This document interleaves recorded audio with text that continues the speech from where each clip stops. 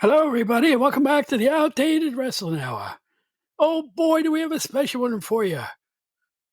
I can't believe they got this legend on the show. It's El Santo. That's right, El Santo, the Mexican luchador of our dreams, of all the great matches he had back in... Damn you! Yeah, man, what's wrong with you? It's Rick Del Santo from Connecticut, the great wrestling impresario and announcer. What's wrong with you? What's wrong with you? Hey, you shut up. I've been in this business since 1954. In fact, I've had it with you. Enough with you. I'm throwing my headphones down. That's it. That's the last you'll ever see of me. That's it. I'm leaving. Oh, you won't be back this time. That's it for me. Goodbye. 5, 4, 3, 2, 1. Hey, is that bean with bacon? I gotta get another hat. It's the Outdated Wrestling Hour.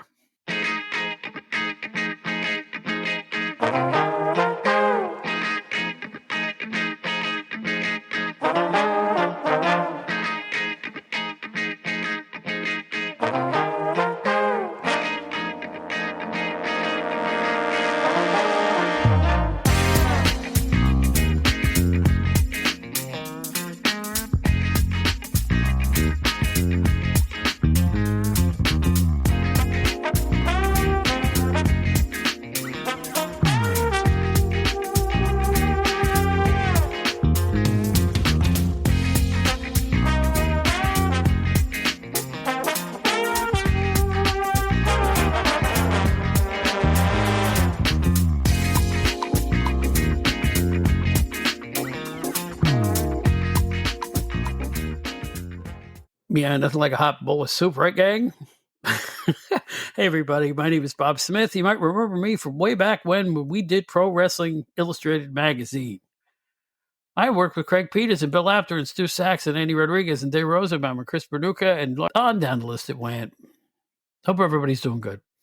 We got a great guest returning to our show, and he's got something going on tomorrow. Yeah, tomorrow. As if you're listening to this on the Friday when it's issued, he's got a big card coming tomorrow. It's Rick Del Santo from Connecticut.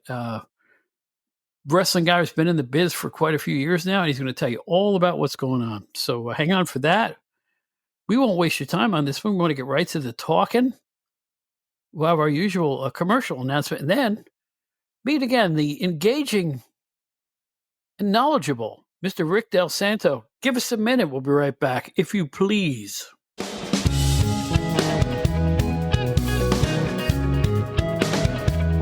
Well, as so many of you know now, the Outdated Wrestling Hour is now part of the WrestleCopia podcast network. Things are going along swimmingly, and their shows are getting hotter all the time. Let's take a look at what's been going on. First off, I think I mentioned this on a previous show, but I want to make sure you know it. Dangerous Conversations with Doug Gilbert is now, drumroll please, Dangerous Conversations with Doug Gilbert and Tommy Rich on every episode. So that's two of the biggest stars in NWA and Memphis history on the same podcast all the time. Here's a look at more of the WrestleCopia podcast productions. How about the Wrestling Memory Grenade? Every episode takes a look back at a moment in wrestling history with our good friend Ray Russell. Retro Wrestling Review. A recent episode takes a look at USWA from 1993 and Papa Shango and that whole scene. You're going to want to check out all of those podcasts, including the Other Ship podcast. You never know what that wacky bunch is going to talk about on that show. And it's a really good one, and it's one of the most unique wrestling podcasts you'll ever listen to. There's the Outdated Wrestling Hour with some old fart babbles on. It's ridiculous. Wrestling Nostalgia with Dave Dynasty has been on quite a hot streak as of late. Tons of superstar wrestlers have been on the show. Recently, they've had Baron Von Raschke, Jerry Oates, and you name it, they've been on it.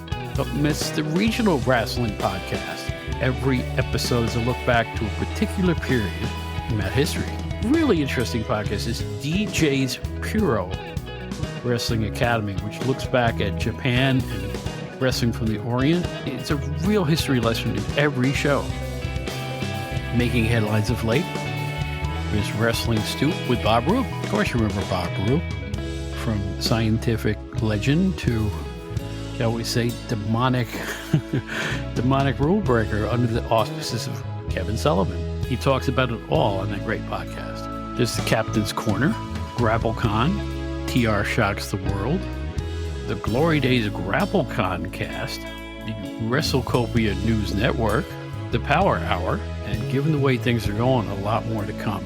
Take time to check out the podcast from WrestleCopia. Well, how do I find them, you may ask? Real simple, WrestleCopia.com. And you can find us there too, most of our recent episodes. It's worth your time. Come on, ring the bell with us and jump in the ring. As I start the show, I look at my guest, and I'll call him my co-host for the evening because he's one of my favorite people that I've met since starting the podcast. And I've had a long, busy day as I sit down here in my stocking cap and slippers or whatever you want to think in your mind's eye. This is Rick Del Santo. Welcome back, man. Good to see you. Thank you very much for having me on again. And I've been looking forward to this. Well, thank you. Things have been going well for you. And the main reason I want you on here today, especially, is to talk about your organization that you're with and talk about a show that's coming up tomorrow. I never do this, but I figured, what the heck? Let's see if we can get those Connecticut folks out there rumbling over to where you're working. So the floor is yours. Let's know what's going on here. Well, I work for a company called Coliseum Pro Wrestling. We run shows out of West Haven, Connecticut. The Elks Club. It's 265 Main Street in West Haven, and we're just running our final show of the year, November Nightmare. So it's going to be a pretty big show, and we got a lot of great talent coming in for it. So I'd like to have you all come out there. And Bob, if you're always welcome at any time if you can get out of in the state of Connecticut. Yeah, that's a good point. I have relatives in Connecticut, and let me tell you, it's going on safari. I'll tell you that right now.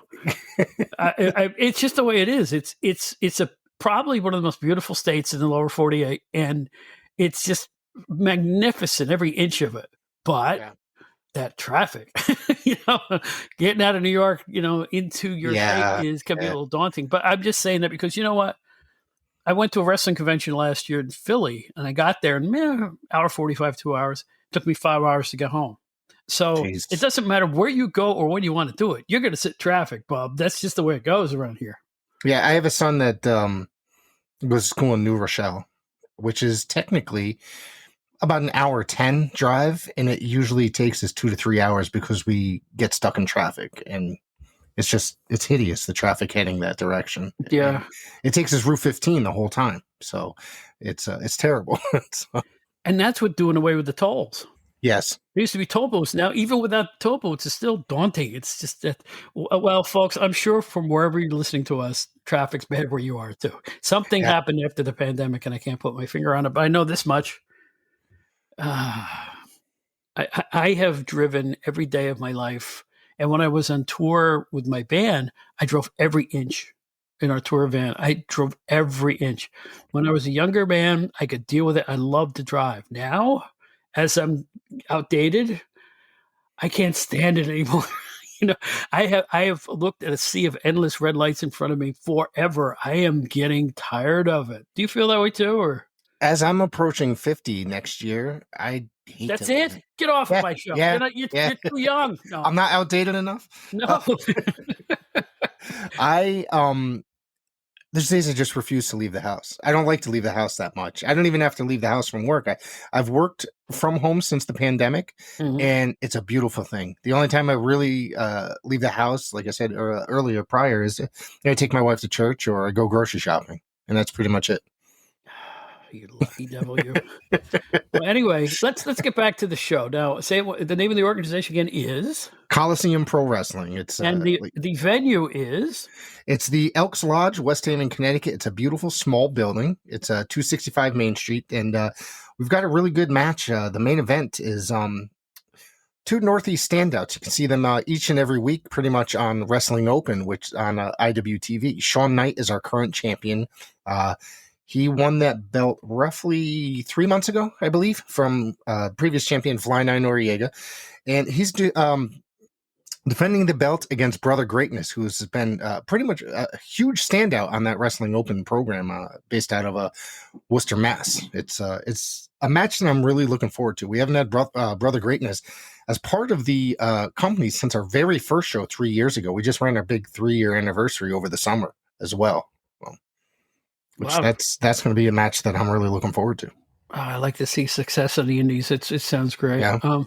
Yeah. Long Island, where I'm sitting now, I sit in Long Island to tape these shows, and I'm proud of the kids who were around here, let's say 5 years ago, who are still working in the VFW halls and CYOs like MJF and Chris Stantlander and people like that. And there's a tag team called the Even Stevens that I got my eye on right now. Yep. In They your worked area, there. Yeah, they worked in the area before. Yeah. In your area, who can you say has bounced and is getting some recognition now in the last? You can even go back as long as you want. I mean, in the last couple years, I'm going to say since the pandemic, I'd have to say it's like Dustin Flash Waller has become immensely popular. I think all over the country. Him and Kylon King also know under as a tag team called the Miracle Generation. They've been featured in the top 50 tag teams before in PWI, if I remember correctly, in the most recent issue. Those guys, trained by Mario Mancini, Paul Roma, those guys are literally everywhere throughout the United States. Ichiban's another one he's been on MLW TV. So, I mean, these are some of the, I think, greatest performers in our area, and they're getting out there, traveling all over the country. And it's pretty amazing to see the success of these guys, because I've literally watched these guys since they were like, kids, I guess, 19 years old, stepping into the ring for the very first time. It's amazing, too. A lot of these kids have a lot of talent. Someday, one of them will say the right thing into the right microphone. Yeah. And then there'll be a star. That's how it always works. It worked for the last, when Steve Austin became Stone Cold. Yeah. That it was a phrase. Becky Lynch standing at the top arena with a bloody nose. That was her moment. She passed from, boy, she's really good to, wow, she's great. You know what I mean? It's like everybody has that moment, and I'm hoping the same thing happens to the kids that you're working with, because I know how hard they work. They work their butts off. Yeah. There's a couple like, as I mentioned, Mario Mancini and Paul Roma's school, Paradise Alley Pro Wrestling. I think I might have mentioned them before on a previous episode, but their current crop of students is amazing, and I can see nothing but success if a couple of these guys really continue to get out there and work and drive. And they have the drive. Some of them, I know this, and some of them are just outstanding performers, and some of them they've only been in the ring a couple months. They just look amazing, and you could only imagine how a year or 2, 3, 5 years from now, how these guys are going to look if they're looking that good, only being in the ring for just a few months. So there's something over there with that current crop of students, I think, that's really working. I mean, being trained by like Paul Roma and Mario Mancini doesn't, it helps, I think, a lot. One thing that fans don't have the opportunity to do is watch athletes train. Yeah. I was one of the luckiest people on the planet. My newspaper office, I think we talked about this before, right across the street from where Mike Tyson trained when he was a teenager into his 20s. Right. And watching him train was better than any sporting event I've ever seen, because he would do 1,000 neck rolls and punch the bag for an hour, 90 minutes, and bring in sparring partners, and just he had trouble finding sparring partners because he hit so hard. He didn't have an off switch. He was always on, at least when it was time to box. Yeah. Watching him just train, I'm telling you, was like phenomenal. And I've seen a couple of wrestlers train too, especially in early 80s when I was with the magazines. I got an opportunity to go to a couple of wrestling schools, and there's nothing else like it. I mean, when you see the determination these kids have, I know guys that drove 3 states to get to the wrestling school they wanted to go to. And then once we're there, they kind of slept in their cars and stuff like that, and then made their way home the next morning, that type of thing, because they wanted to learn for the best they could find. And it's like, the determination is unlike any other sport. That's why I think it's a great sport, because it's like these guys, what they go through to just get in the ring and make $25, it's off the charts. Yeah, and they risk injury. I mean, I've seen guys legitimately get injured for getting paid that exact amount. You know what I mean? At the end of the night, and it's kind of sad to see that. But they bounce back and they get in the ring, and then look, some of them are just going crazy, going good. Yeah. Yep. So, are there advance tickets for this big event? We do not sell advance tickets. You can go and grab them at the door. You can check out the enforcer, Kevin Sabin. He always works the door at these events. Great guy, and he'll be collecting cash. Awesome. And how about a website where people can learn more? Yeah, we our YouTube, Coliseum Pro Wrestling. You can catch out our TV. You know, we edit the shows into blocks of 30 minutes television. You can hear my golden voice commentating over the action. Me and my current partner Tommy Sabin, who actually works for the local, like I said, the what's that building? The Bridgeport building. Bridgeport, for the Islanders, the Bridgeport Islanders, the affiliate of the New York Islanders. So. He does a lot of announcing, sports announcing, and we pulled him in. And I sit in the booth with him, and it's always a blast because that guy. You want to talk professional? This guy's he's just amazing. Seriously. Excellent. So you guys got your notes now. Okay, get onto YouTube, check out Coliseum, see if you can. If you're anywhere in New England or even in New York, get out there. Maybe Pennsylvania folks would want to check it out. Come down from Maine or something like that. Anything is possible because you know what? It's pro wrestling you can afford. It definitely is. I mean, it's definitely there's something at the last SmackDown at Barclays Center. I looked up ticket prices, and I fell on the floor. Yeah. I don't want to sound like the old man, but I wonder how people do it. They had second row ringside for $1,700 a seat, and this was not aftermarket. This wasn't secondary market. This was Ticketmaster prices. So I said, let me check up the upper tank, and I'm seeing $177, $210, and I'm thinking, how in the world can a family of four who wants to go see wrestling go see wrestling? It's going to cost you $500-$600 just for the tickets, and then don't forget there's snacks and merchandise and stuff like that the kids are going to want. So. How do people afford that? I mean, obviously somebody can because the buildings are always packed. I mean, when they announced Saturday night's main event, I got a text from a friend of mine, and they wanted to go. I'm like, to drive. What is it, in Long Island? And when they re-announced it, that's where the event's going to happen. I think so. Yeah. Yeah, and I was like, maybe we'll go. And then I looked at the tickets. I was just like, I am not going to that. Like, we usually get mid-grade tickets, first section off the floor or whatever. I said, I'm not paying that much to see a card that I barely care about, to be honest with you. Yeah, I said the same thing. I said, I haven't been to a wrestling card in so long. I said, let's go. So I went looking up tickets, and I went, my God, I'm sorry. Yeah, no. For I guess that was a SmackDown taping, and now they pretty much announced that they're going to put the kibosh on a lot of house shows because they, the new company, the new merger company, has determined that they don't make money, and I can see that. I can understand that. Trouble is, are we all going to have to, take out second mortgages to go to a pay-per-view event? I'm serious. It's like, and it's all over the concert world, and it's all over the entertainment spectrum. Oh, I think I'll go see an old favorite band, or I think I'll check this guy out that's on the radio. And you look up the ticket prices, and you literally fall on the floor. Now, listen, prices are a big thing right now. Food comes first. Food and cars and everything else. That's the important thing. Food, getting your car fixed, oil change. I need an oil change in my car. I'm probably going to go get it this week. Stuff like that. It's just any kind of repairs that make you get to and from work. You know what I'm saying? It's paying your light bill, paying your phone bill, paying make sure that you have a place to live. It's just, what do you have left over? Thank you. Left over after that. Sorry. It's all right. What do you have left over after that? Is this since the pandemic, post-pandemic, prices for everything has jacked up. You know what I mean? How's a family afford to eat as well? Like, it's just crazy. What happened was, and I firmly believe this, and I have no data to back this up, but I firmly believe that some corporations and companies, once the pandemic died, they left their prices high. Because shipping was higher during the pandemic because there wasn't as much stuff going on. There were ports blocked and stuff like that. I'm firmly of the belief that they just never lowered the prices because they could get away with it. Period. End of story. There's no reason that a box of Cheerios should be $9. I'm sorry. It's just insane right now. So, that's I'm on my soapbox about that. But you know what? That's because I want everybody to have a good life and to be able to afford to do what they want to do. And I think the entertainment industry had better watch itself because you know what? There's nice TVs to be had for $400. Some people are going to buy themselves a nice TV and they're going to stay home and watch stuff and not come out and see your shows. I bought one during the pandemic, like dirt cheap. I bought a 72-inch TV, and it was on sale really, really cheap. Mm-hmm. I took a shot. I was like, hey, I mean, whatever. I needed a TV for the downstairs den. So I said, I took a shot, bought it, and that was it. And it's a TV that I absolutely love. It's, There you go. Yeah. I watch. It's amazing to watch like live sports on. Watching. I get to watch the Red Sox. I get to watch WWE, UFC, whatever I want to watch on there. Mm-hmm. Yep. So, I did the same. We did the same thing over the holidays. Yeah. We invested in a good set, and I'll tell you what, I don't regret it for a minute. I sit down and I go, whoa.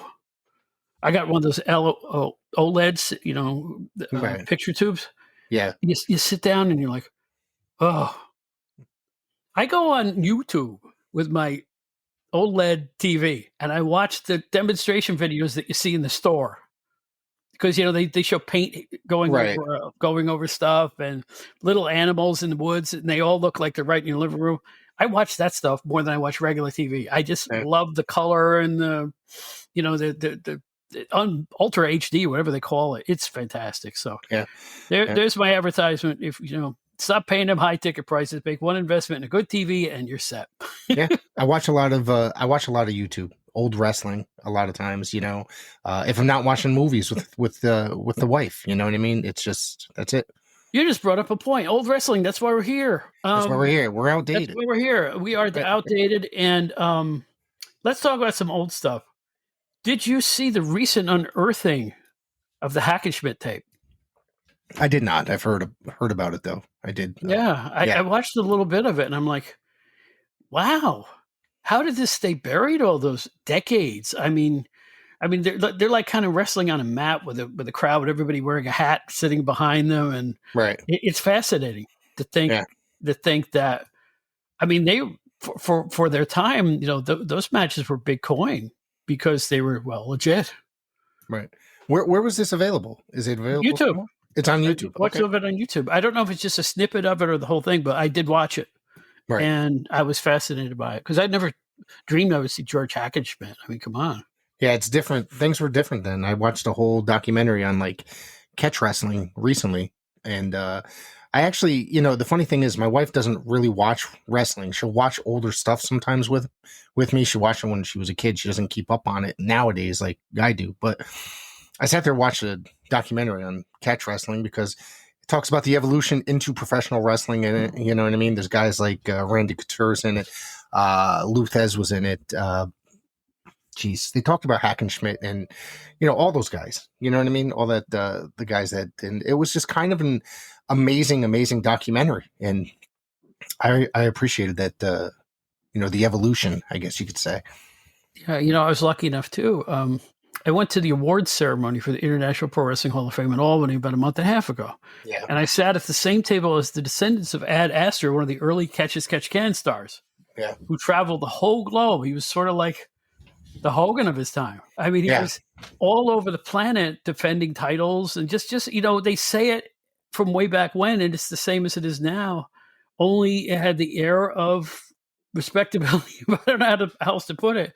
Wrestling wasn't bathed in carnival style back then. And, anybody who was interested in catch wrestling, check out those early guys because, this is really where it all came from. That's the history of it. Yeah. And I had the opportunity to go up there for the International Hall of Fame. I believe this gentleman, KJ Britton. I know him very well from the area, Gemma's father. And, He I guess he works very closely with the organization. He was trying to get me up there, but I just could not find the time to get away for that weekend. And I was like, kind of, with guys like Mario Savoldi up there and such like that, I really wanted to get up there this year, but I guess it couldn't fit it in my schedule. Next year, I hope to actually make it up there because it was actually my birthday weekend. And we had previously already made a ton of plans to get away, me and my wife. So. But what? I will say this. It was a lot of fun. And I also ran into some people I hadn't seen. Mario treated me like it was his long lost son. I cannot believe how he just reached out and hugged me. And as you know, I was on his show about a dozen times back in the day with Brian Webster and those guys and Mike Mittman.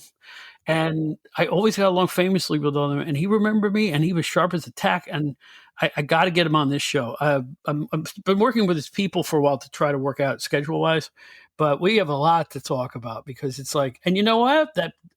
Here's something else about old wrestling. That Savmar Pro Wrestling Library, have you caught that? There's so much stuff on it now. I've been a subscriber since day one. Daniel, his right-hand man, has hooked me up with many guests on the show for my podcast. It's been amazing, including Mario has been on the show. And there's also been a shoot interview. Hannibal did a shoot interview with Mario right there for that.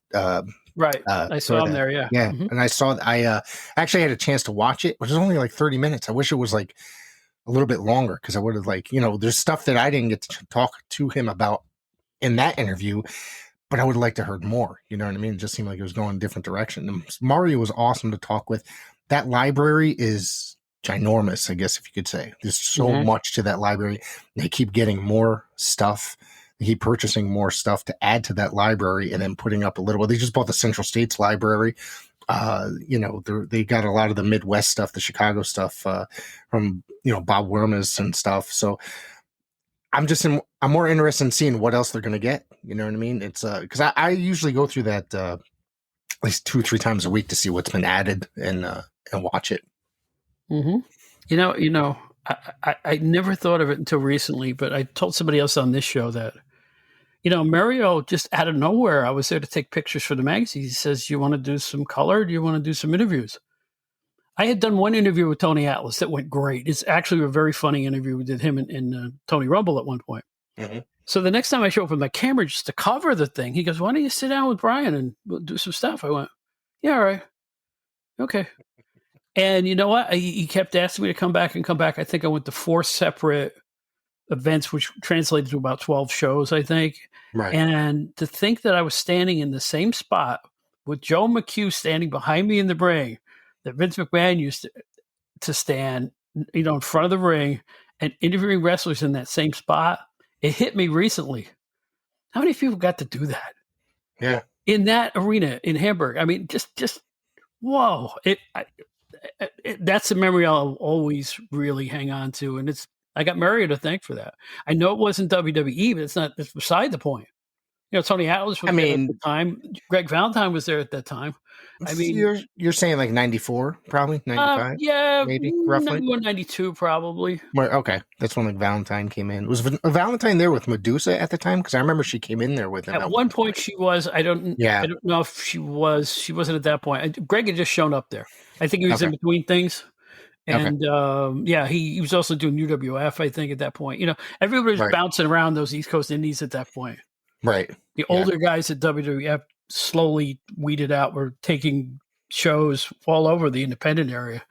And, which to me, that was amazing. You know what I mean? Like getting to go to like a lot of those, like, we had in our area, Tommy Jeanette's Northeast Championship Wrestling. We got to witness a lot of, I saw my first show that was at the North Haven Fair in North Haven, Connecticut it was Greg Valentine and Bill Eadie, Demolition Axe. So, which I thought, to me, it was awesome. You know what I mean? Seeing like that kind of stuff there. Louis Spicolli was there as well. And was it Gorgeous Chris Duffy, when he was just an indie guy. Well, you know what? You know what amazes me too? You go to an indie card. Now, I have seen my share of indie cards in high school gyms in Long Island when I worked at PWI. And I will tell you, and people will vouch, the guys in between contracts would work at half speed a lot of the time. Yeah. They just would. They knew the fans were just to see the famous people. And so the kids on the undercard would work their butts off. And then it would be kind of a snore fest in the main event. And people were left kind of blasé at the end of the thing. Then not that they didn't enjoy the show, but they're a little disappointed in the main event. I will say that on Mario's cards, somehow he got Tony Atlas to work as hard as he worked anywhere else. He got young guys like Taz and Tommy Dreamer to bust their ass and do different characters and stuff all at the same time. I think Tommy Dreamer on one show I was at was 3 different people. I I know just you. found out. I just found out. Saw that they posted something of Tommy Dreamer. Sorry to cut you off. That he was El Diablo, the guy in the Yes, match. he was. I remember that match that they had recently posted. I had no idea at that time that that was him. Find the match where he's El Diablo, and for some reason they're playing Herb Alpert and Latino on a brass, and whatever that song is, and Yeah, he's doing this little dance. You will laugh your ass off. It is so bad that it's fantastic. He's doing this little shuffle thing. Wow, that's Tommy, please, hilarious. Tommy. Boy, That's I always hilarious. got along. I always got along great with Tommy. I thought he was a great guy. Yeah, good guy. Very Mhm. nice. Yeah, And you know who I also miss from those days is Tony Rumble. I thought he was on the verge of going places. I always felt that way about him. I wish that he would have because you you'd think that he would have. You know what I mean? As long as he was around and the connections that he had. I Mm-hmm. mean, and what happens? He shows up in like a WCW pay per view in a battle royal, like that 3 ring battle royal once. I think World War III, one of those years, and then I never saw him get like a big shot in WWF or WCW or anything like that. I thought he would have been great there, especially with he had the gift of gab. I meant as a manager. Yeah, I mean, Yeah, and you know what? When's the last time you heard an accent like that in a major Fed? You didn't. You never heard a Boston accent ever. they don't like it. They don't like accents. Why not? They want to generalize it. That's why they don't they don't want people of a certain age. They stuff like that. They don't want accents. That's just the way they are. Okay. Am I crazy? No, you're not. I'm thinking of the rationale they may have, and I'm thinking, well, I can understand it in a way. Another way, That's why they don't have no, like no, southern, like a lot but of southern okay. people. But here's the deal: you can have an accent, but you Yeah, don't have to play up nationalities at all. It's just the sound of yeah, the voice. You well, see what I'm saying? yeah, yeah. He had a distinctive sound. Nobody talked like him. Right. He Well, was yeah, like a guy. He was like one of the guys from Cheers wandered in, and he's a manager. He's got yeah. that accent. He had that thick Boston accent. I mean, the same thing with Kevin Sullivan. So yeah, It's never stopped him, did it? yeah. I remember him in WWF in the early days, like in the early parts of his career. Not really later part, but I don't know. I saw a lot of them. What a metamorphosis, man! The Yeah, Florida days, holy smokes! yeah, yeah. Completely different. Angles that were like really on the tightrope between too much and not enough. He would really. I mean, he was breaking beer bottles and stabbing people with them, and he did a bit where I think he spiked either Dusty or Blackjack Mulligan in the heart, and they were afraid of having a heart attack in the ring. That kind of stuff. Jeez. Real on the border. Are we going too far? Kind of things like hanging people Yeah. to the Superstar Graham thing, all that stuff. Right. So it sold tickets. And Yeah. it made TV ratings. I never heard of anybody say we got to get this stuff off the air or anything like that. So, but I was around for the tail end of that when I was with the magazines. But still, I was fascinated by. And if you know anything about Mark Lewin, Yeah. talk about old timers. He in 63, 64, he was like one of the biggest babyface stars here in the East Coast. And here he is rolling his eyes back and howling and he still had an amazing physique, but he was like brutal. And it's like, he was one of the most amazing metamorphoses I ever saw in the ring. Yeah. You wouldn't believe it was the same guy. Yeah. I've read a lot about him in magazines because when I was younger, I used to remember how they used to sell back issues in the older magazines. You can order whatever. Oh, yeah. So I used to order like some of the oldest ones that were available that I didn't already have. And that's how I learned about Mark Lewin because I guess by the time I started buying magazines, I don't think he was around really. Not by much, but then I read about how how he became the gigantic, how he turned and became the Purple Haze and whatnot. So I always found it very fascinating because I ended up seeing him in his tail end of his career, I believe. So I think in the when he was working in Texas, when he was working at World Class. So I think that was pretty much the end of his career, right? Close to it. I will say there was a Maniac Mark Lewin before he hit Florida. Right. He had that name, I think, in the Southwest and stuff like that too. So, Right. but yeah, the Purple Haze. Woof. He just wore sweatpants, I think, out to the ring. Yeah. I don't think he even Yeah, wore I guess yoga pants, whatever they called them. Yeah. Judo pants, excuse me, judo pants. Yes. Yeah. And he's great. He was amazing shape. And one of my favorite moments at PWI is when he showed up Bill Apter invited him for some reason. He was retired. He'd shaved his hair off and he had a goatee. And we sat in the conference room talking to him. He's fascinating to listen to. Wow. Had a million stories. And I understand that he is still with us in his 90s. Still a freak of nature when it comes to physicality. He still looks great from what I hear people saying. So here's some Mark Lewin. Here's a little tip of the cap for a guy who had one of the longest careers I can think of. Yeah, that's great. I mean, late 50s into the 2000s. Come on. Yeah, that'd be an interview to try to get. I mean, you might have to do it in person. I don't know if you could. I would think in person would call for that. Yeah, but Yeah. I would love that. Are you kidding me? Holy smokes. Yeah. He probably has 1,000 stories, you know? I know. Yeah. Well, Kevin always did. Kevin always had 1,000 stories. Yeah, Kevin was a great guy. He worked up here a couple times in his later days as a performer or wrestler, excuse me. He worked a couple indies, did a couple shows up here. He was a very interesting fellow and very cool to talk to. You know what I mean? Yeah. You know, he always wanted to talk about the Red Sox. So. Dude, I think I was in Philadelphia or Baltimore. I don't remember which. And I mean, we're at some pub or something. You know, I was with the magazine, so we'd all go out afterwards. And I said, how you doing? And he said, sit down. And before 15 minutes was over, we were talking about the Mets and the Red Sox and the Sox. You know, it's just, he loved his Red Sox, man. He knew, and he knew his baseball backwards and forwards. Absolutely. I mean, I never saw a wrestler that was so, I got to get the paper, get the box score. One of those guys. You know, he was just into it. Isn't it cool when you find out some wrestlers are just regular guys? You know?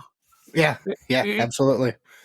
Because when I came into the business, you know, I was green as a pool table. You'd expect them to be a little standoffish, and some of them were because it was the butt end of the kayfabe era, right? Right.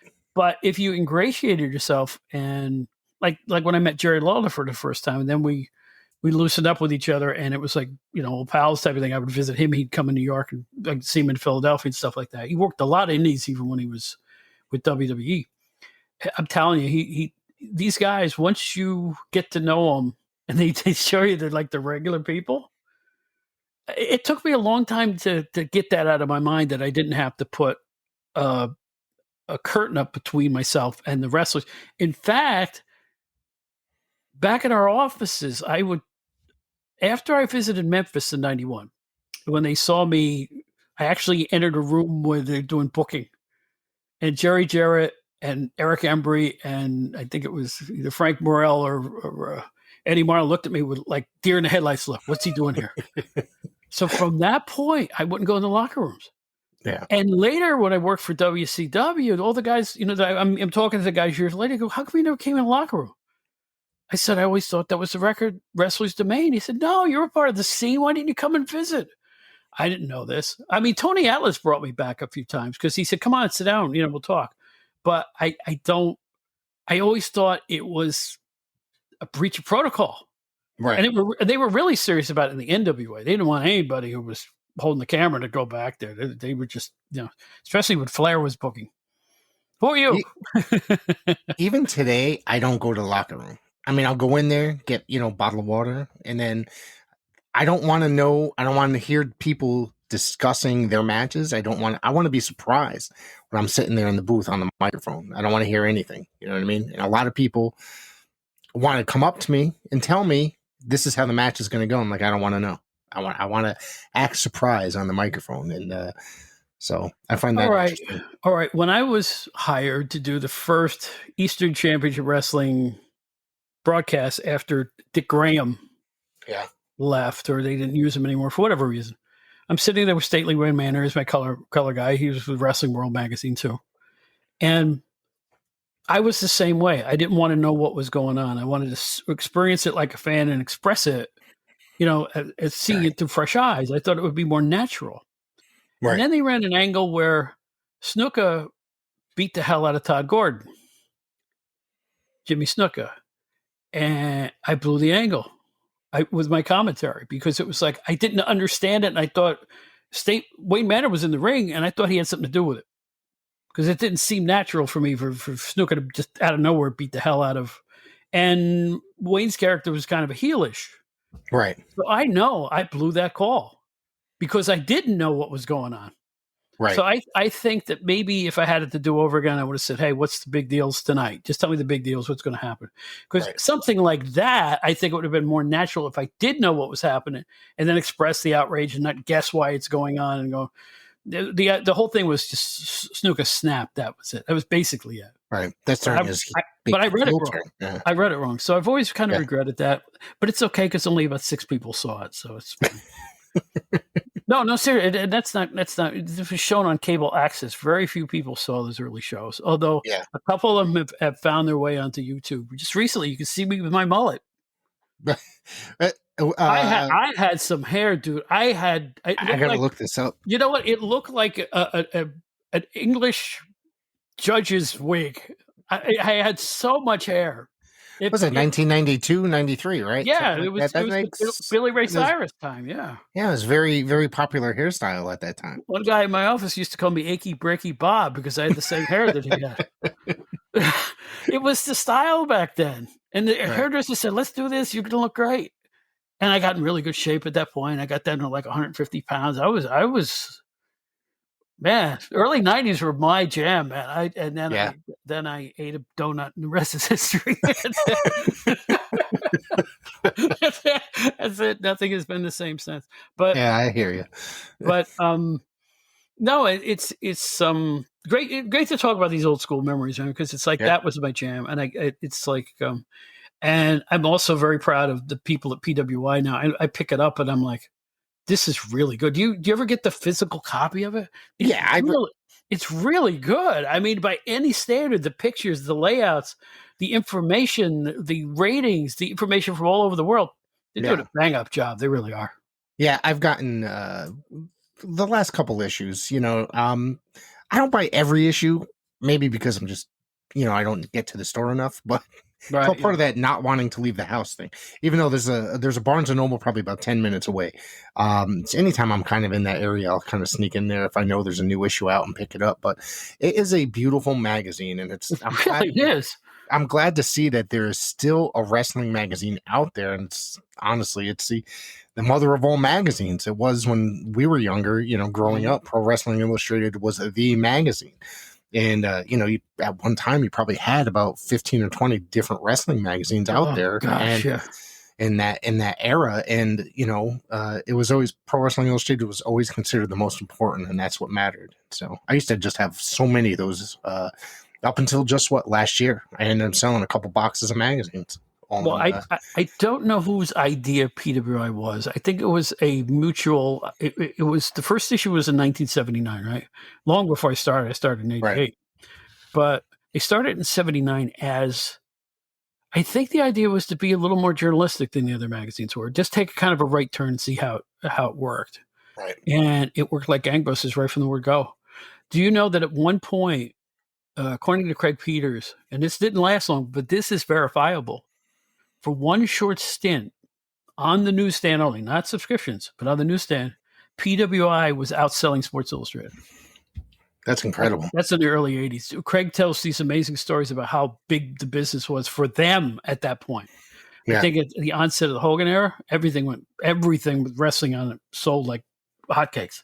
Yeah. So it's when I was there, even when I walked in, I think sales had started to wane a little bit because you had the influx of the newsletters. You had other companies like, I won't even mention it, but they were getting into the wrestling business, and it was tougher then. It was a little harder to keep the sales up. And that's when PWI started, or excuse me, the PWI tried to start like a weekly newsletter as well, right? Oh, I was there at that time period. Yeah, right. It was a lot of work. We dedicated every Monday to the newsletter, and we all spent time on the phone collecting arena results. And if there was a major pay-per-view, oh gosh, we used to fly back from the pay-per-views on us. Remember, most pay-per-views were Sunday nights. Yeah. We would be in the office at like the next morning writing those articles up to get them out right away and getting the photos done right away. Right. It was grueling sometimes. I remember coming back from St. Louis once, I think it was the legendary Black Scorpion event for NWA. And I get back in the office, and I had a few beers in there before, and I was still like, I had a headache that felt like, I know my eyes were red. I know I was not myself. And I was like, do I have to start in right away? Can I take 20 minutes? No, we got to get this out. We got to get the weekly out. Nobody looked at me and said, all right, you were out all night or anything like that. They just put me right to work. And I don't know how I got through that issue, but How long did that last? I don't remember lasting longer than a year and a half, but I could be wrong. It's it been a couldn't long have been.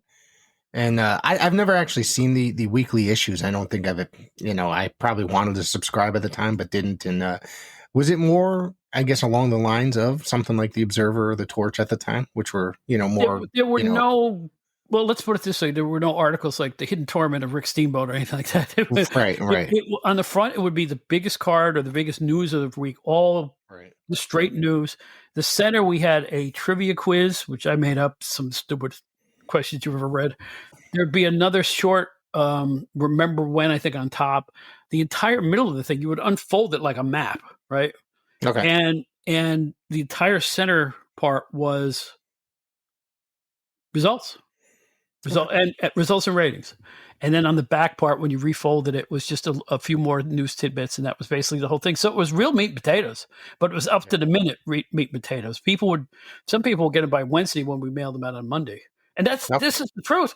We had it done, printed, and mailed, I think, by the end of Monday, and it went right out from there. I don't know how we did it or who was doing it, but boy, it was a lot of work for everybody involved. It really was. And I think it was worth it, but I don't think it ever made any money. And then they started something called Fantasy Baseball Weekly. And I wrote a couple articles for that, but other than that, I pretty much stayed away from it. So they were doing 2 newsletters on top of the mountains of Inside Wrestling, The Wrestler, the boxing magazine. There's 4 boxing magazines. There's like 16 wrestling magazines, and we would do 2 magazines a week sometimes. But you know what? When you built up steam, you could do it. I don't think I could do it now, but I could do it then. I remember writing 10 articles in a day, easy. That's crazy. Easy. Yeah. That's crazy to think about. Ask Greg Peter. Ask anybody that was there. Ask Bill Apter. I mean, it was like we all wrote, and we all edited each other's work, and it was. It was an interesting time for wrestling. I mean, I guess the late '80s into the early '90s, and then it just got bigger. You know what I mean? As the close of the '90s. It got really big in the late '80s, in the mid '80s. 84, the expansion, and then it got super hot. And then you had the late '80s, early '90s, one scandal after another.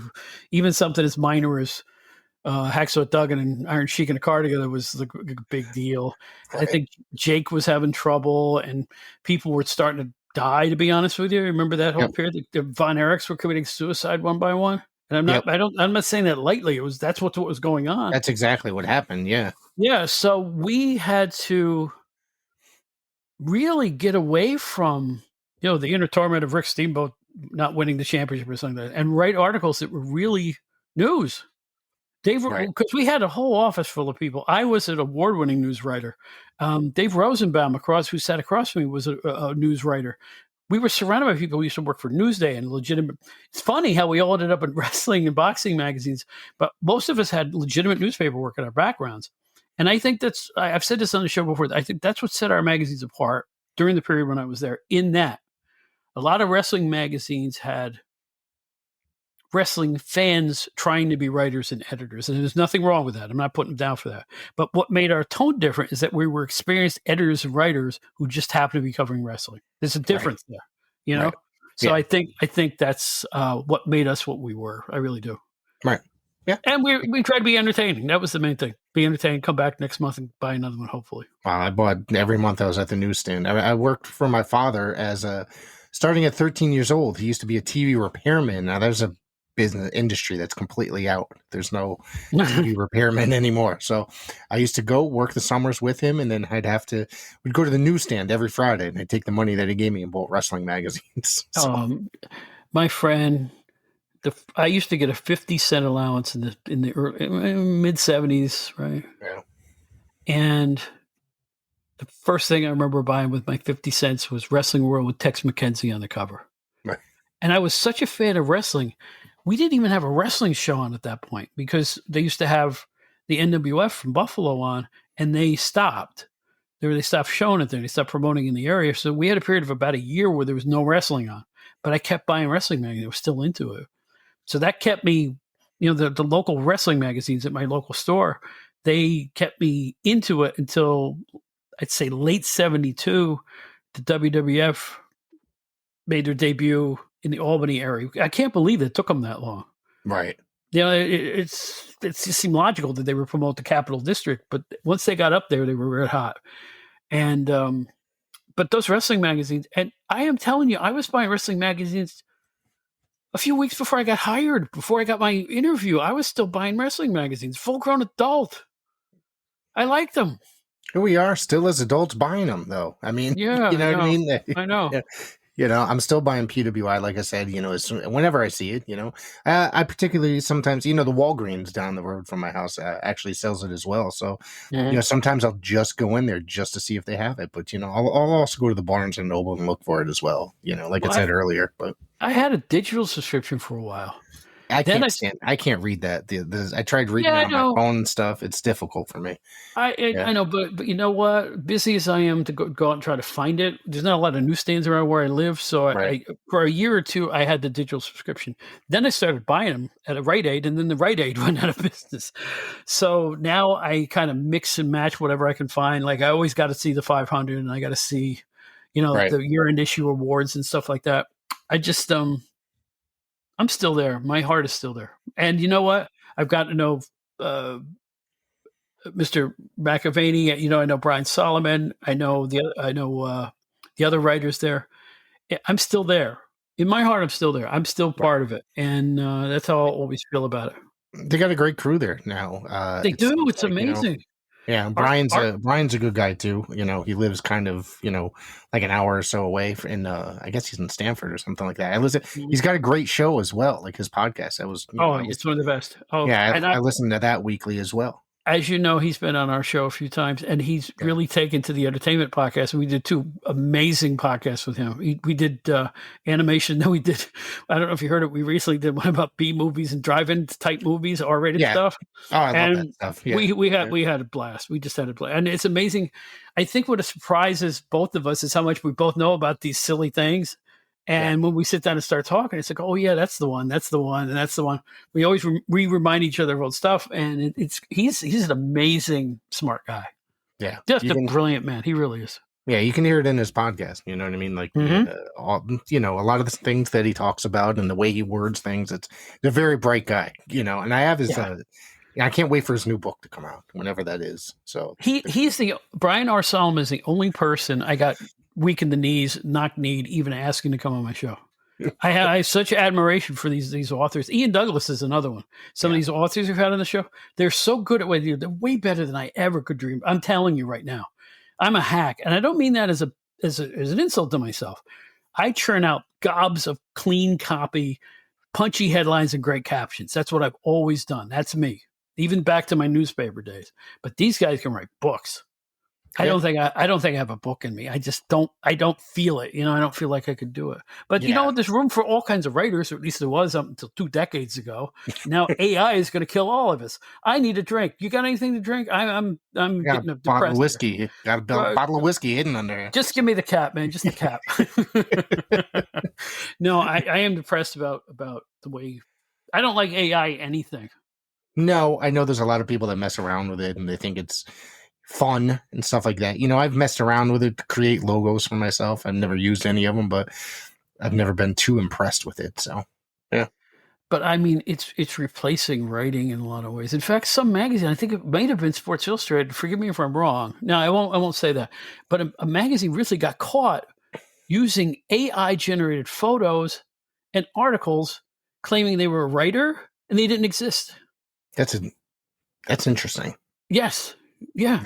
What's the point of that? I mean, it's corporate greed is what it is. That's what. Well, yep. So, you don't have to hire anybody. You could do it yourself. Go to Google, type in how do you make plum pudding.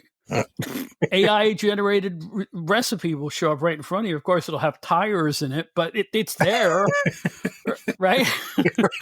and I've seen. Have you ever done that? You type in something, Google now gives you an AI deal. Yeah, but I've seen so many errors. I've seen so many errors in that stuff. That's the whole thing with Facebook as well. Instead of like the search option there, they give you, there's also like, you can click on the little Meta AI thing and you can just type something in and then it just creates something. And it's like, can we just have our search bar back where we're just trying to search for what we're actually looking for instead of you generating some BS? It's depressing in a way, I'm with you. Maybe there's a way to toggle that stuff off. I haven't tried.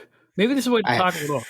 I have no idea. I mean, I try not to spend too much time on Facebook these days, and especially Twitter since the election, but we won't talk politics at all.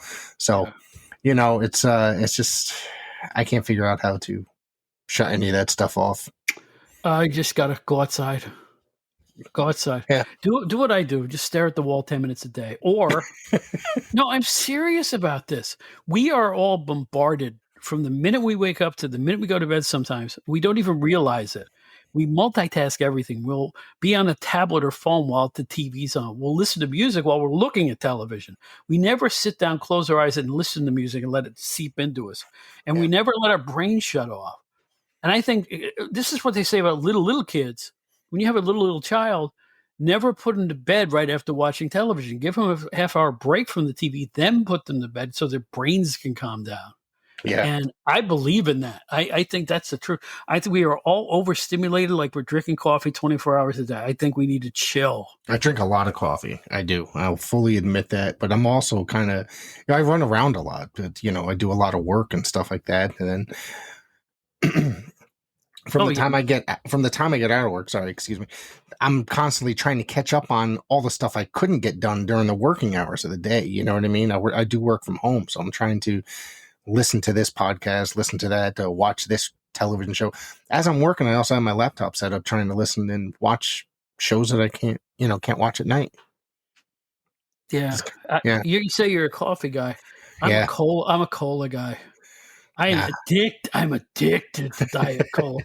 I can't even. I've always got one, and I got to cut down on this stuff. Too much caffeine, It's like, well, that prevents me from sleeping at night. Sometimes there's times I could fall asleep, 8, 9 o'clock at night, sometimes 10. But there's other nights I can't sleep until 1 or 2 in the morning and I think it's probably has to do with how much caffeine I've had in the day as well. Yes, I think we all need to cut down on caffeine. Hey, I got a topic for you. Sure. I also in Albany, I met somebody who I feel like I've known for 20 years now in a female wrestler named Kayla Sparks. We were from the same region and we just hit it off and we talked a lot over there. We recently had her on the podcast and we were talking for a few minutes about the Moolah days. That era, let's say from the 60s, let's just say 60s through when Wendy Richter came in. I think that era kind of gets short shrift and not enough credit that's the matches where we all went up and got popcorn. I don't think that was the case. I remember women's wrestling being promoted as a special attraction, Yeah, I've actually heard that. Remember that? Do you remember that too? There would always be a special attraction. Yeah, there was like Tello or Moolah or I don't want to say Mae Young. That was way back when, but I'm trying to think of the other stars. Susan Green. It wasn't something that always happened. I've been trying to keep up lately on going back to the Svoldy Network. They've uploaded a bunch of Wild West footage that they've owned. And women wrestling on that program seemed to be somewhat regular. I wouldn't say every week, but somewhat every week. You know what I mean? Oh, yeah. I remember seeing Sherry Martel on that program. And speaking of Susan Green, I just saw her on there. Yeah. Yeah. And Candy Devine. And they were having some AWA people come in on the ones that I saw. And they were wrestling in Texas. Yeah. And, women's wrestling was always built as a special attraction and stuff like that. But it's like, I guess they would always bring in the women's world champion, whether it be Misty Blue Sims or what have you. And sometimes they would wrestle in those Techwood Drive studios too, the NWA and stuff. So, but it was very rare that I think that actually happened. I do remember seeing it a couple times, but I wouldn't say it was a popcorn match. I enjoyed women's wrestling right from the beginning, depending on who it was really, but some people just did not care for it at all. Well, the problem with some of it was, I think Moolah trained a lot of her girls to wrestle just like Moolah. Yeah. They all had pretty much the same move set. They were all like little wild cats, swinging away and pulling hair and beeling people by their hair and all that stuff. Right. And Right. I think, but there were some good athletes mixed in there. Like Sue Green looked like she could go. Susan Sexton, who Bill Apted knew really well. I think she's from Australia. She was a Yeah. tremendous athlete. Some of them were really good, and they didn't have the usual move set. And I think those are the ones that really stood out. And as we got into the 80s, they just got better and better in terms of, physical fitness and Ivory. I hated Glow. I hated Glow. Oh, did I hate Glow? And I'm still not fond of it. But I saw her, and I went, "What an athlete she is! Look at the physical conditioning she's in." I mean, she could do all the moves. She could drop kicks. She could body slam. A lot of the women's wrestlers weren't doing it at that point. And, I remember saw her put on a Boston Crab once. I'm like, somebody's training her and training her right. And, time told that. She ended up in the WWF, and they'd immediately throw her in the bikini contest. But in any event, I think some of those women actually did train afterwards. I think they were all brought in as entertainers without any kind of wrestling experience. Yeah. And then eventually some of them, that's where they got their start. They ended up going a little bit further. Some of them walked away from any kind of wrestling, you know what I mean, altogether. But then they ended up, like you said, Ivory went on to WWE and what have you. And some of them went on elsewhere. Yeah. Yeah. But I think as we got into the era with Sherry Martel and Medusa, and think about that as a match, those two together. How good that would have been. They worked in the AWA, right? Correct, yeah. If I remember. Yeah. And that's what they feuded over the AWA women's belt at that time period. And it was tremendous. I mean, Medusa I think she was amazing. She was an amazing competitor. She was very good at what she did. I think she was years ahead of her time as well, as far as like an actual. She treated it like it was actual competition and not just a show, not just a show. Well, she'd go to Japan and kick butt. I mean, she was. I think she looked at it from basically a male perspective. If you want to look at that era, she wasn't there. She wasn't there to do a girly show. She was there to wrestle. She was there to compete, and that led to other people that were kind of looked up to her. And things got better and better and better until we got to what we have now.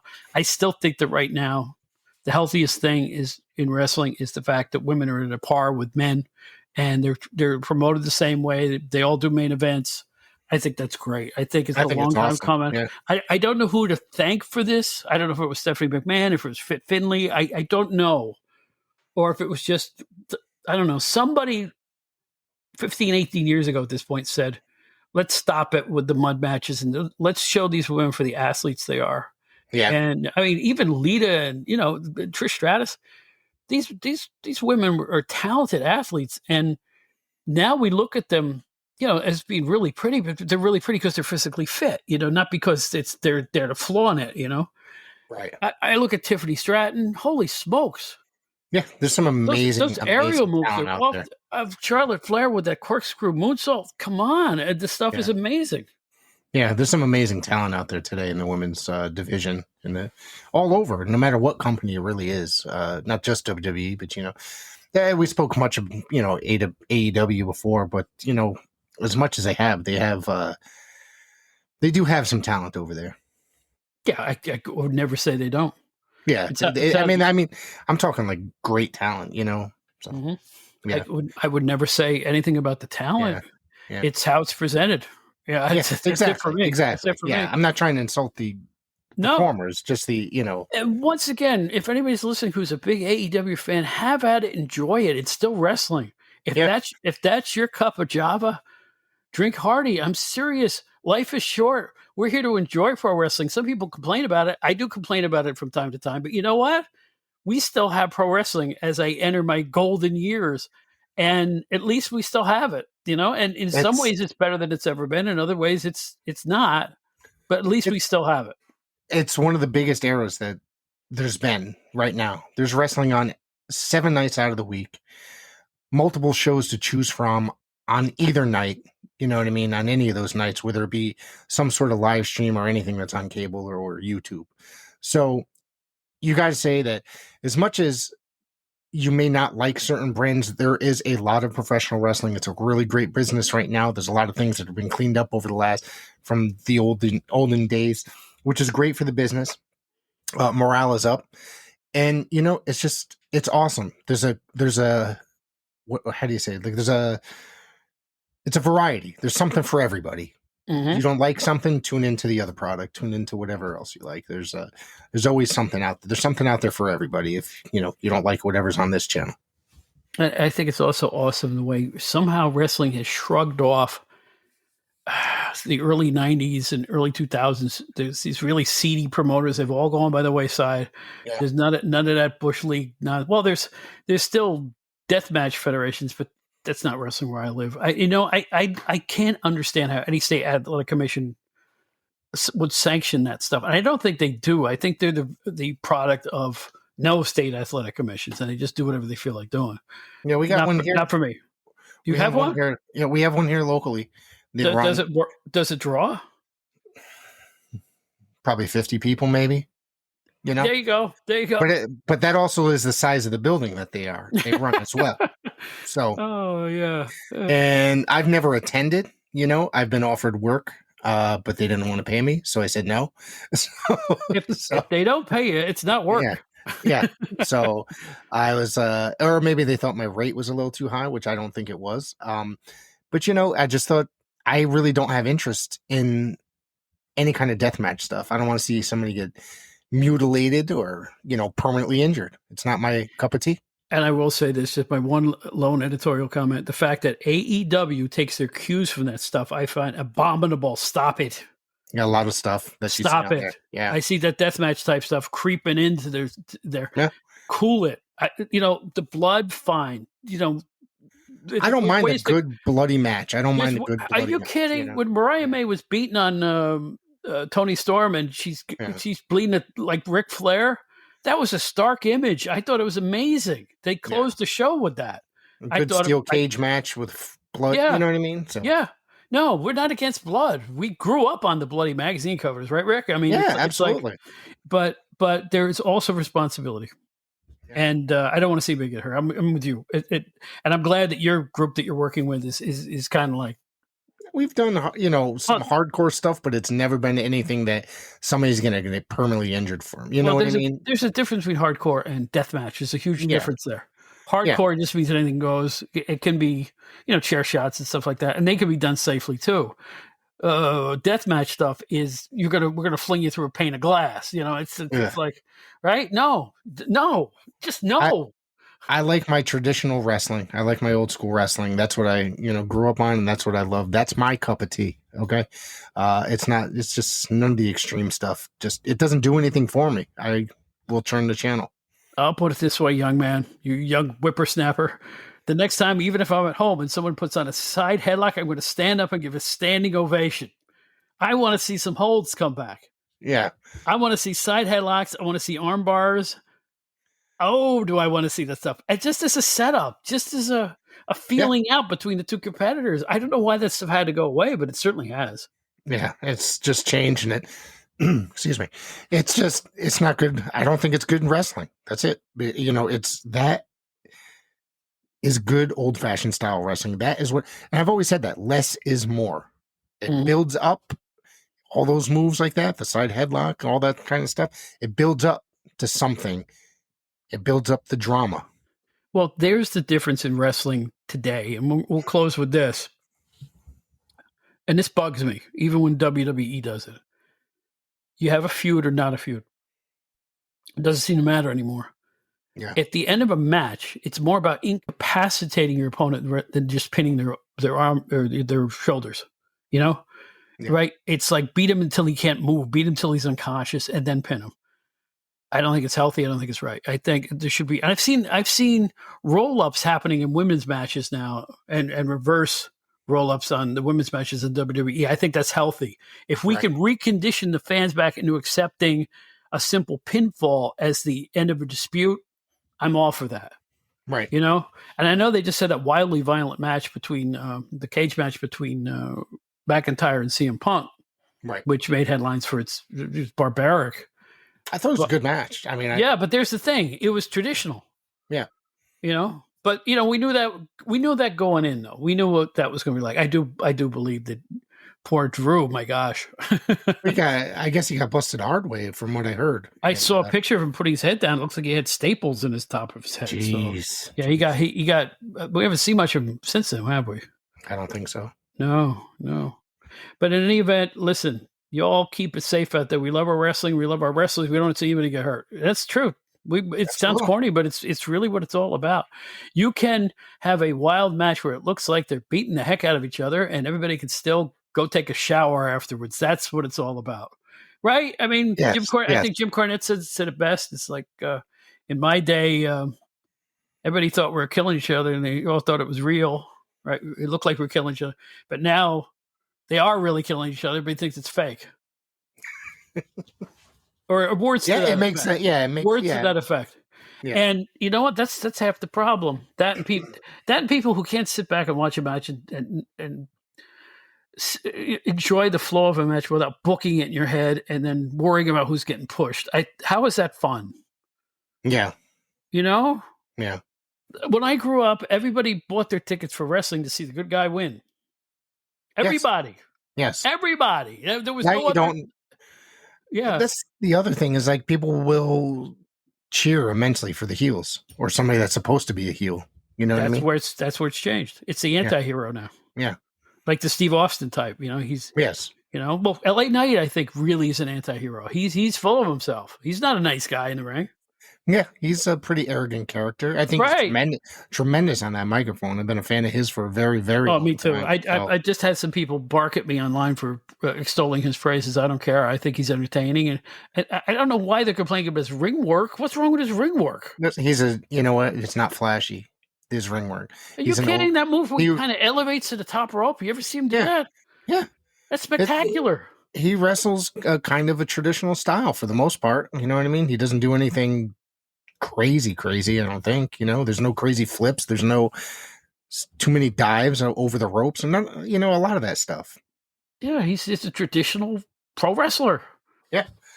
He's in fantastic shape, good-looking guy. And last week's SmackDown, since we're current, this show's current, last week's SmackDown, his interview, what is it? I forget the name of the faction. He laid into them verbally, and it was the funniest thing I've seen since the heyday of Steve Austin. He just mashed them verbally without being, it was just so clever. It's so fun. That's what people buy wrestling tickets for, is to see the heat between the guys. Right. And I think he builds heat. Yeah. He's very good at what he does, I think. Yeah, absolutely. I'm glad you agree with me, because everybody ranks on me for loving LA Knight. And I'm like, I was rooting for him long before. Yeah. The minute he did his first face-to-face with Bray Wyatt. Yeah. And the fans took to him at that moment, I said, uh-oh, we got something going on here. And then I went back and looked at his tapes in the NWA when he was, Eli Drake. Eli Drake. Yep. Same guy, same catchphrases. He hasn't changed a bit. He just got a chance to hone it. Yeah.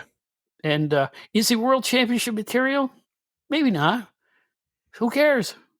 Yeah. He'll be remembered. You know what I mean? He made his titles there. Here's a guy who worked for 20 years in various spots all over the globe, and now he's cashing in on it, and he's selling merch like crazy, and people repeat stuff he says in the arenas, and he sells tickets. Yeah. Come on now. Can't get any better. Yeah.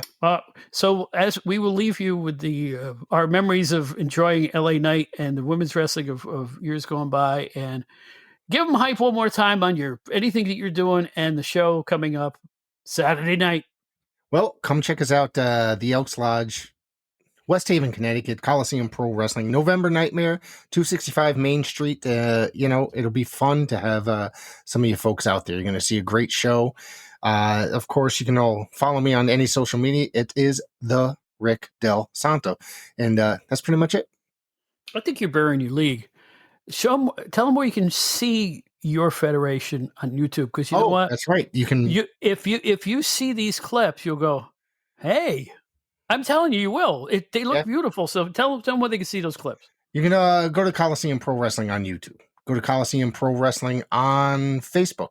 We air a weekly television series on YouTube and Facebook, so you will find that. Or you can go to wonnewyork.net, and it airs every Saturday night, 7 p.m. You're going to see some really good professional wrestling. There's a lot of great talent out there today in our area. And New England is on fire, I think, right now as far as professional wrestling goes. And we feature some of that best talent that's about to break out there. There you go. If you guys are on the East, you know what to do Saturday night. Grab your best girly. Get the Chrysler out of the garage. Come on now. It's going to be good. It's going to be worth it. I'm telling you, I give it my stamp of approval. And you all know I'm infallible, right? It's like when I used to do the introducing features in PWI, or excuse me, the Wrestler magazine, I would introduce young talent. Well, I'm giving these people my seal of approval. So if you think I knew what I was talking about then, I'm the same guy now. Go see the wrestling. Absolutely. What do you think of that? Good, huh? Yeah, absolutely. Is the check in the mail? Check's in the mail. Thank you. You got Cash App, PayPal, Venmo? Oh, Venmo. Well, you name it. Leave it in a paper bag behind the third pipe in the men's room. Sure, anything you want.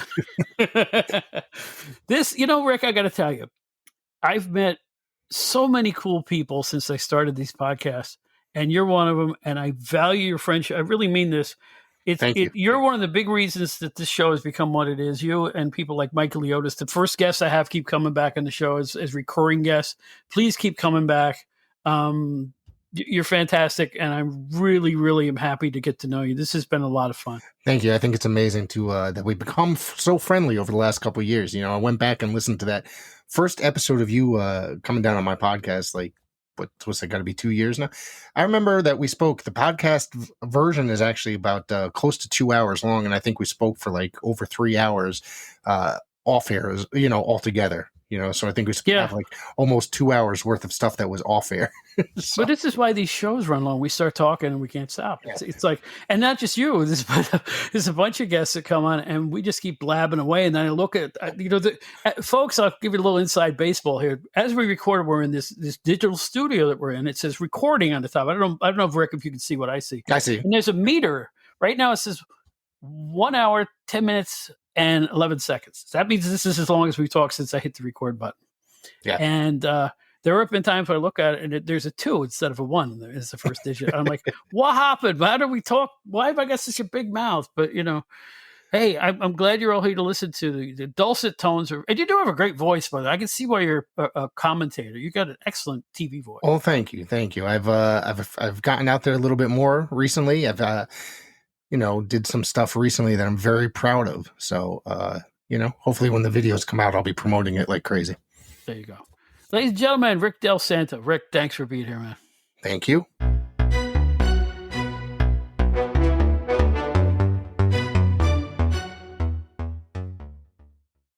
For the Outdated Wrestling Hour fan club members, I will admit I have been remiss. I have been so super busy with my own business and the 2 podcasts. I never take a break, and it's getting on my nerves. But I will say this: I promise you that in the month of December, let's set up a time where we can all talk, wish each other happy holidays, and enjoy each other's company. So we will have a Zoom meeting, which is from the perks of being an Outdated Wrestling Hour fan club member. You can learn all about it on our website, outdatedwrestlinghour.buzzsprout.com. Also, while you're there, you can listen to all our podcasts. They're all on the page. They will always be on that page. I will not make you pay to listen to old shows. You can listen to all of them. You can go way back to the first one where I profess my absolute adoration for Baron Mikkel Cicluna. I'm not kidding. Oh, there goes my ratings. But in any event, no, there's all kinds of things you can look back on. There's some comedy. There's some great guests. A lot of legends there. Memorable show with Todd Gordon. Other shows with Rick Del Santo. We had Joe Goodhart recently. Just look around. Flip around. You'll find something to like. Contact us, outdatedwrestling@gmail.com, if you want to talk about wrestling. Find me on Facebook. Find me. Outdated Bob is on Blue Sky. I have migrated. Facebook and Blue Sky are going to be my main 2 jams. I have kind of kicked X to the corner. I mean, I'll still be there. I haven't canceled it, but it's going to be way down on my list of priorities or of hanging out places. I will let you know what's going on if you prefer X to the other social media apps. But my main jams are going to be Facebook. Oh, and Instagram too. Facebook, Instagram, and Blue Sky. So there you have it. Our theme song, Funky Bone, baby. We're just playing Funky Bone by MRB. Talented musician. We thank him for the use of his fantastic tune. And as I always say, we play a little in the beginning and the whole thing at the end. Just in case you think it's as funky and groovy as we do. Put your top down in your Chevy convertible and just crank that song up. You will have a good time. That's going to be it for the commercial announcements for now. We got some more stuff coming up next week. We have a veteran podcaster on the docket. We hope you'll enjoy that show. And we hope you enjoy all of our shows here on the Outdated Wrestling Hour. And don't forget the Outdated Entertainment Hour. The show that just left is Brian R. Solomon and I talking about B movies, exploitation films, drive-in movies, whatever you want to call them. And our brand new one, we have the ever so learned Adam Baratow. We're going to talk about 10 influential Broadway musicals that changed the landscape of the Great White Way. You're going to want to check that out. That guy knows everything. He's amazing. So please tune into the Outdated Entertainment Hour. And if you have people who don't like wrestling but may like this show a little, tell them to go check out the Outdated Entertainment Hour. It's available at most of the same apps you can find this one. Find us also on WrestleCopia.com. Both the Outdated Wrestling Hour and the Outdated Entertainment Hour are productions of Bob Smith Podcasts. I won't bore you with my boring name again. But as I always say at the end of these shows, first of all, happy holidays to all of them. Then peace and love. Call me old-fashioned. Fine. I'm old-fashioned.